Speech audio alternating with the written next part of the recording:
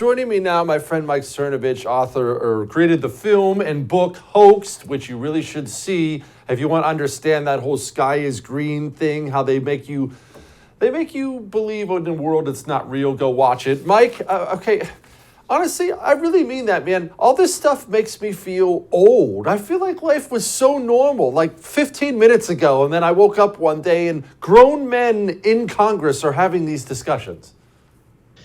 Inflation also. I remember when I was a little kid, back when you had corner stores, the store owner would say, a nickel, used to be you could get, whatever candy for a penny, those hot dog bubble gums or candy cigarettes. And I'm like, whatever, old man. Oh God, what's it like to be? And he was old. He was in his 60s. And now I was driving home and I saw the gas and I go, wait a minute, am I reading this right? $6.89 for gas again? Okay. And then when of course you see what the quote unquote kids are into, I feel the same way. I'm 45 and I've been out of touch since I was your age, at least 41. I do not recognize this world. Sadly, we can't just sign off on that. I know you're not, I'm not, because we are dealing with children here. These people, it's not like it's some scumbag pervert on the street corner you have to keep your daughter away from. My problem is, Mike, these are our elected leaders. There are major medical associations, psychiatrists, school teachers. Every single major influence in our children's lives, besides the parents, they're all signing on for this madness now. How did that happen? Slowly and then quickly, right? Remember the old joke, how do you go bankrupt? Two ways, gradually, then suddenly. It's very much on these issues, right? Story of everybody. And what I've noticed is that, and political correctness has been around for a while, right? Jeremy Piven was in a movie in the 90s called Politically Correct University, or PCU, and everybody kind of made fun of it and sort of tolerated it.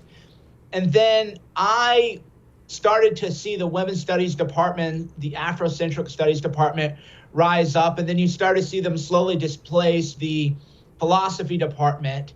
And then things went quiet until Occupy Wall Street. So my grand conspiracy theory is that Occupy Wall Street, even though it ended up being a pretty nasty thing at the end, started off as a legitimate populist movement, which is to say, hey, why are we bailing out the banks and not the people, right? Because everybody was doing shady things. I'm sure knew people who were lying on their income, doing the ninja loans, they call them, no income verification loans. So it isn't like anybody was purely guilty, purely innocent, but you would say, why don't you give the money to people? If you're going to give away money, right? That's how I feel. That's why I threw a temper tantrum when the Senate, the GOP, was happy to lose a couple Senate seats because they didn't want to give $2,000 checks to people, right? Well, hey, we're going to give the money away anyway. We're going to give it to the banks. We're going to give it to Ukraine. We're burning money anyway. We're going to give it to people who come to the country illegally.